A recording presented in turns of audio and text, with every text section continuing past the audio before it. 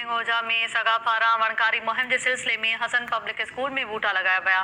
सगा अॻवान इमदाद सोलंकी, फयाज़ सोलंकी ऐं ॿियनि स्कूलनि में मुख़्तलिफ़ क़िस्मनि जा बूटा पोखे वणकारी मुहिम जो आगाज़ कयो।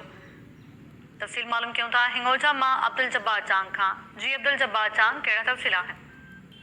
जी बिल्कुल, पहिरियां मूंखे ॿुधाईंदो हलां त सगा जेका शाख आहे मलीराणी सोलंकी पारां वणकारी मुहिम जे सिलसिले में हसन पब्लिक स्कूल में सगा जे सदर इमदाद हुसैन सोलंकी, जनरल सेक्रेटरी फयाज़ हुसैन सोलंकी, महताब सोलंकी ऐं ॿियनि स्कूलनि में मुख़्तलिफ़ क़िस्मनि जा बूटा पोखे वणकारी मुहिम जो आगाज़ करे छॾियो आहे।